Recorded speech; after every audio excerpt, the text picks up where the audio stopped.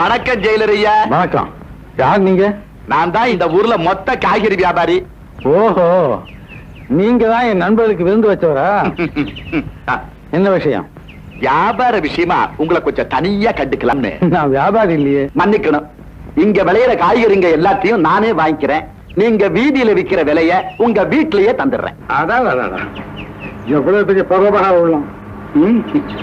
எங்க கிட்ட உணவுப் பொருட்களை குறைஞ்ச விலைக்கு வாங்கி ஒண்ணுக்கு 10 அதிக லாபம் வச்சு மக்களை ஏமாத்திக்கிட்டு உங்க பணப்பட்டியை நிரப்பணும்.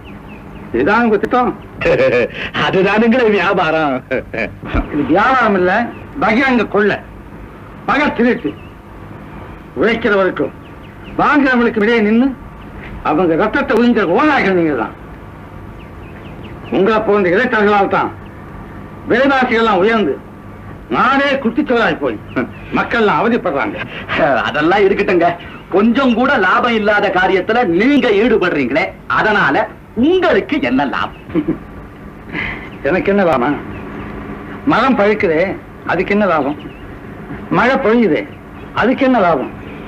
நதி ஓடுதே, அதுக்கு என்ன லாபம்? பிறருக்காக வாழ்வதே மாந்தர் கடமைன்னு விவேகானந்தே சொல்லியிருக்கார். சமுதாயமே கெட்டு போன பிறகு உங்களை போன்ற தனிப்பட்டவர்கள் மட்டும் சுகமா வாழ முடியும்னு நம்புறீங்களா? இந்த உண்மை மக்களுக்கு புரிஞ்சா உங்களை போன்றவர்களுடைய நிலைமை என்ன ஆகுங்கிறத கொஞ்சமாவது யோசிச்சு பார்க்க வேண்டாம்.